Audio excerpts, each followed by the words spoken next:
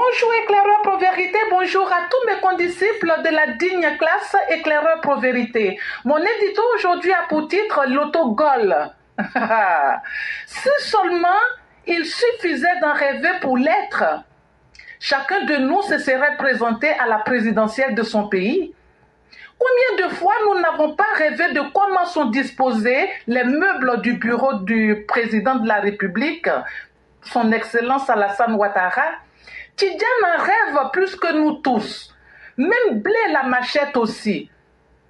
L'on peut choisir de brusquer son destin et ensuite se retrouver non à la queue mais dehors. Posez la question à Soro Guillaume.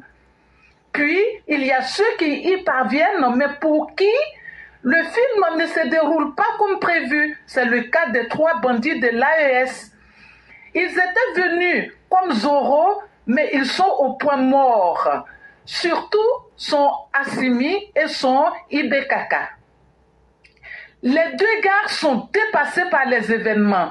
Vous ne trouvez pas aberrant d'être président de la République, avoir le lit le plus douillet de tout le pays et ne pas pouvoir trouver le sommeil la nuit tombée? Ils ne savent rien de la diplomatie. Ils ne savent rien de la tactique de guerre. Ils ne savent rien, tout simplement. Tout militaires qu'ils sont, ils ne jouissent même pas de la tactique d'un simple dozo de mon pays. Ibé, pour conjurer le sort, porte 10 bagues sur seulement 2 doigts. Imaginez sa hanche alors.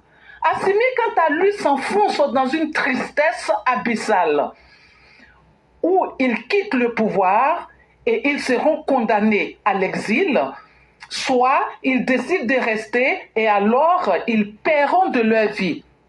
Alors, partir ou rester?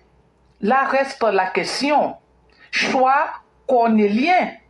Une chose est sûre, par contre, le compte à rebours est entamé et rien ne pourra l'arrêter. Ils voient le diable partout. Ils sont tourmentés par gourmandise du pouvoir.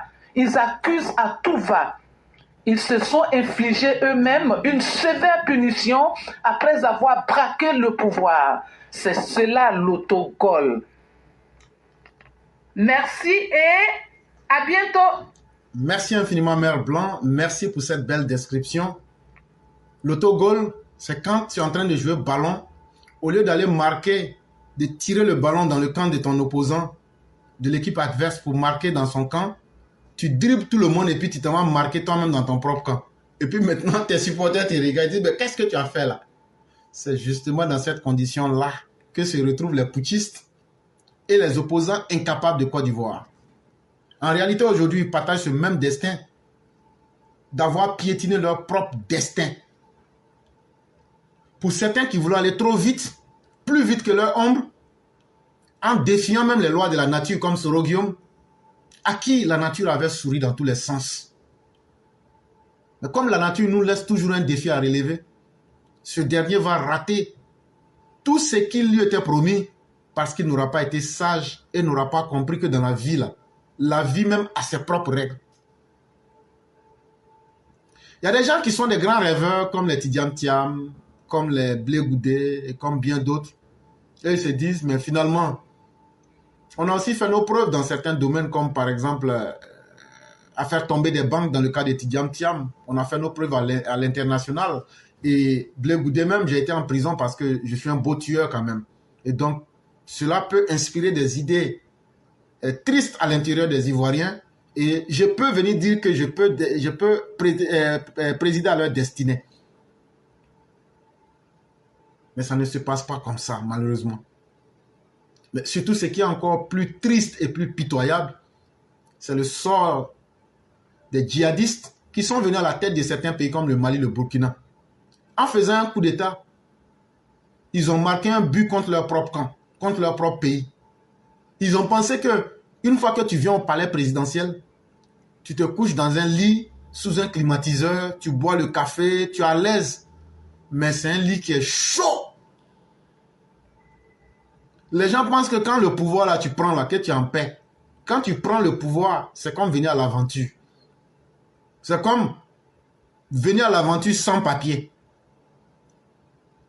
Tu es piégé dans un pays où tu ne peux pas travailler, où ton humanité n'a plus de sens, mais tu ne peux pas aussi retourner quand tu regardes déjà les efforts que tu as faits. Quand tu fais coup d'état, c'est comme quelqu'un qui est venu à l'aventure sans papier. Tu ne peux pas gagner de travail, tes droits ne sont pas respectés, mais tu ne peux pas aussi retourner. Et donc, ça fait aujourd'hui, eux-mêmes, là, si on leur demande la vraie, là, s'ils savaient que c'était dur comme ça, ils n'allaient pas faire coup d'état. Mais aujourd'hui, ils ne peuvent plus sortir pour dire aux gens que pourquoi, si on savait, on n'allait pas faire coup d'état. Donc, ils sont condamnés à rester.